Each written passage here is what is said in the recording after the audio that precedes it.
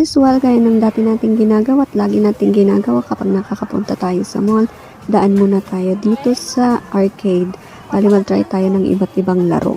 Pero bago yan, syempre muna tayo, papalit muna tayo ng token worth of 200 pesos lang. At titignan natin kung ilang tickets na naman ang ating makukuha. So, ang una nating lalaroin ay itong drop ball. Ang mechanics nito ay mag-insert lang o maglagay ng isang token o isang coin. Tapos, i-press natin yung button.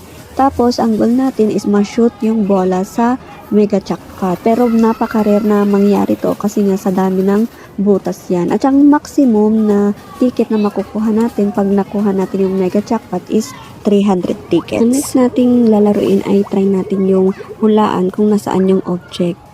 Ayan, kapag nahulaan, mayroon kang 3 bonus na tokens. So, try natin ulit. Siyempre, mag-insert tayo ng isang coin. Tapos, hulaan natin kung saang ball yung object na ngayon. Pwede rin kayong makipaglaro, hulaan nyo kung nasaan siya. Ayan, mali yung hula ko. So, nandun pala siya sa kabilang gilid, sa right side.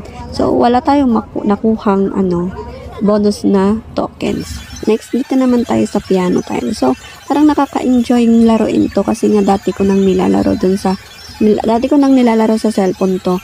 Kaso, ang tipid naman ng ticket na ibinibigay nito kasi napakabilis na or nasa high level kumbaga, pero kukunti lang yung nilabas na ticket. Next nating lalaroin ay itong digital claw machine. Siyempre, mag-insert muna tayo ng isang token. Tapos, ang goal natin is makuha yung jackpot. At ayan na nga, sa how many times na nag-attempt tayo, nakuha din natin yung jackpot. Inulaan nyo kung ilang tickets ang jackpot nito. So, let's count!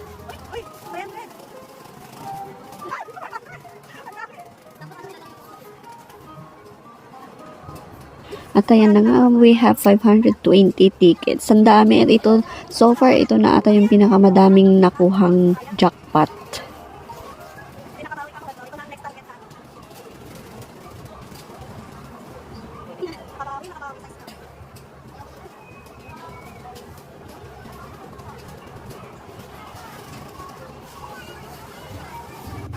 Ayan, natapos na tayong maglaro. Naubos na natin ang lahat ng ating tokens and ngayon ay magpapabilang na tayo ng tickets. Na itong mga tickets na to ay pwedeng i-save doon sa fun card or pwede mong i-redeem ng mga iba't ibang items. Ilan na naman kayang tickets ang nakuha natin sa araw na ito? Last time kasi nasa 900 tickets. So, ilan kaya ngayon? At nakakuha tayo ng 1,124 tickets. Siyempre, bago tayo uuwi, kakain muna tayo ng lunch and dito ako mag-order ng ating food dito sa Torx. Ang orderin ko is yan, 145 pesos yung combo meal na may rice, tapos kebab, chicken kebab wrap. So, yun lang.